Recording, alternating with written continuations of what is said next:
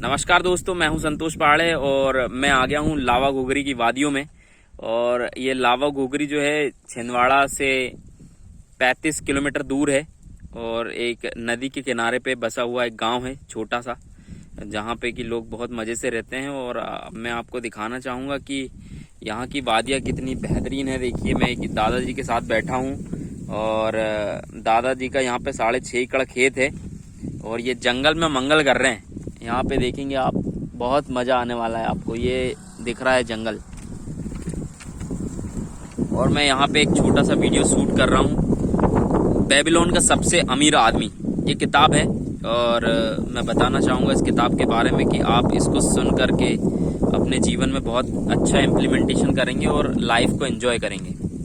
तो सबसे पहला जो अमीर बनने की जो पहली प्रक्रिया है, उसमें कहते हैं कि अमीर बनने की इच्छा होना चाहिए आपको। यदि आप अमीर बनने की इच्छा रखते हैं तो आप अमीर हो जाएंगे, क्योंकि कोई भी काम जो है उसका स्टार्ट जो होता है वो होता है दिमाग। यदि दिमाग में आपने सोच लिया कि मैं कुछ करना चाहता हूँ, मैं अमीर बनना चाहता हूँ, तो आपकी इच्छा जैसे ही जागृत होगी आप उसके लिए एक्टिव हो जाएंगे। दूसरा है बेबीलोन का सबसे अमीर आदमी। बेबीलोन का सबसे अमीर आदमी वो था जो कि पैसे की समझ रखता था और वो एक बहुत बूढ़ा आदमी था, जो कि जब वो जवान था तो वो पैसे के बारे में बहुत सारी चीज़ें सीखता था और देखता था कि पैसे कैसे बचाए जाते हैं और पैसे को कमाया कैसे जाता है और जीवन में हर चीज़ को कैसे इम्प्रूव किया जाता है। उसमें से पैसा भी बहुत ज़रूरी होता है जीवन में। खाली पर्स के साथ इलाज, तीसरा जो विषय है, खाली पर्स के साथ में इलाज क्या करना है। आप उस पर्स के अंदर हर रोज कुछ ना कुछ ऐड करें या कुछ ना कुछ जरूर रखें या कुछ ना कुछ जरूर पैसा उसमें ऐड करें, ताकि वो आपके जीवन में बेहतरीन समय लेकर आए और आपके जीवन में इम्प्रूवमेंट लाए। चौथा विषय है सौभाग्य की देवी से मिलें। सौभाग्य की देवी से कैसे मिलेंगे? आप अपने आप से बात करें, अपने आप से पूछें कि ये जो सौभाग्य की देवी है वो कैसे मिलती है और पैसे को कैसे इम्प्रूव किया जाता है, पैसे को कैसे संजोया जाता है और जीवन में कैसे उत्तरोत्तर तरक्की लाई जा सकती है। उसके बारे में आप क्या सोचते हैं, ये आपको सोचना पड़ेगा। और स्टेप बाई स्टेप जब आप ये सवाल करने लगते हैं तो ये सारे विचार आपको आते हैं और आप उन्हें जीवन में इम्प्रूव करते हैं।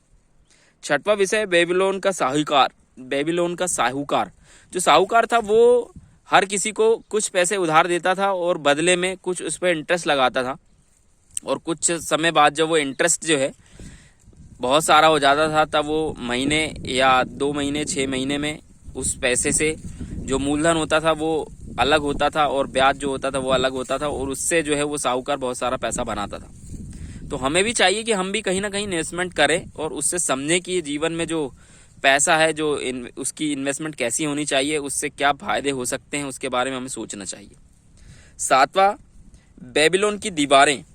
बेबीलोन की दीवारें, ये जो विषय है बहुत अच्छा विषय है, क्योंकि उन दीवारों पर कहीं ना कहीं बताया गया होता था कि आप जो हैं अमीर कैसे हो सकते हैं और आप जिस स्थिति में हैं उस स्थिति को कैसे बदल सकते हैं। उन दीवारों पर कहीं ना कहीं नक्काशी हुआ करती थी और उसके बारे में आप कहीं ना कहीं धीरे धीरे सीख सकते हैं, इसीलिए वो लिखा गया था। और उसमें बताया गया था कि कुछ चित्रों के माध्यम से कि एक अमीर आदमी भी और अमीर हो सकता है और गरीब आदमी भी अमीर हो सकता है। तो उसके लिए वो उन दीवारों से सीख सकता था। बेबीलोन का ऊँटों का व्यापारी। बेबीलोन का जो ऊँटों का व्यापारी था वो जानता था कि ऊँट से मैं कैसे पैसे कमा सकता हूँ, मैं कितना लंबे जा सकता हूँ और कैसे वो सीख सकता हूँ, जैसे कि बहुत सारे व्यापारी लोग वैसे ही करते आए थे और उसको और बेहतर करके वो कैसे पैसे कमा सकता था वो उसके पता था और वो उसे सीख भी रहा था। 9वां नियम है बेबीलोन के मृदा पत्र। मृदा पत्र जो थे वो उसको लिखने के लिए बेबीलोन का जो अमीर आदमी था उसको पैसे मिलते थे और वो वहां से सीखता था कि ये मृदा पत्र से लिख करके कैसे पैसे कमाए जा सकते हैं। ये था पहले 10 नियम। ये आखिरी 10वां नियम है बेबीलोन का सबसे खुशकिस्मत आदमी। बेबीलोन का सबसे खुशकिस्मत आदमी वो था जो कि पैसे को बचाने के बारे में सबको सिखाने के लिए हमेशा तत्पर रहता था, लेकिन कोई सीखना नहीं चाहता था। तो मैं चाहता हूं कि इस बुक समरी को आप समझें, पढ़ें और अपने जीवन में इम्प्लीमेंटेशन करें। Thank you very much.